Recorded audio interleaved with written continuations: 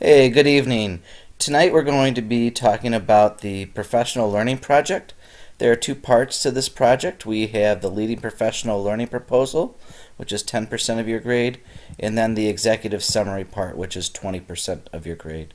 All in all, it's almost a third of your grades. So please take this very seriously. This is actually one of my favorite projects. It used to be part of 6287A, and sidebar, I know a few of you have some questions about that because you took 6287A, and because this is a new course, I'm just seeking clarifying information about that, and we'll be in touch and posting information in regard to your situation in the next couple of days. But with that said, again, 10% of your grade. Please pay attention before you go headfirst into this.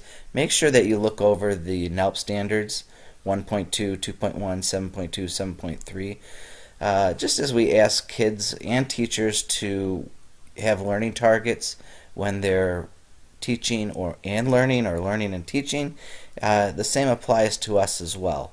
And being cognitive of those learning targets is very important and it will help you a lot. Um, so your job is to spend 40 hours working on a problem of practice. What is an improvement that you can make in your school or in your internship setting, I should say? This has always been one of my favorite projects in 6287A, and I've seen a lot of creative ideas, but really it comes down to something that you are interested in and that you're passionate about.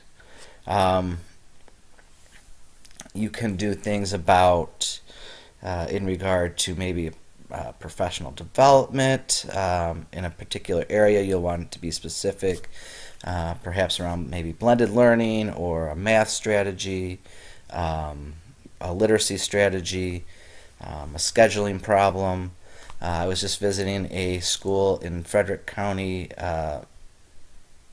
Virginia, the other day, and they had a very unique master schedule that allowed for a great deal of planning time for the core teachers as well as for elective teachers. It was very similar to what you might see at the elementary level.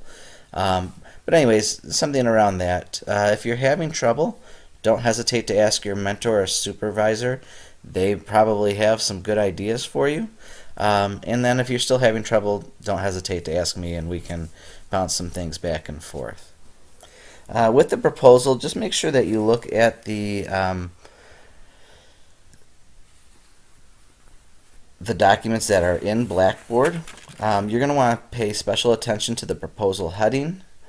Make sure that includes the title, the location of the project, and you're going to identify your site-based mentor and supervisor, and then your narrative of the proposal. Again, this is a 40-hour internship. Please be clear and concise and keep it to 3 to 4 pages double spaced, please. If you have any questions about the proposal, please let me know. It will be due June 2nd. Next, we have the executive summary. Again, this is you'll complete this at the end of your 40-hour internship.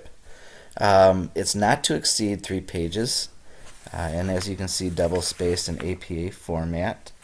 And that is due August 7th, and I'll mention that again in a moment. Please pay particular attention to the required components, which are the project description. You want to make sure that's succinct and clear. Your research and learning goals, evaluation of the professional learning session. That should have a summary that clearly provides evidence for the results of your sessions, recommendations for future work, and reflection.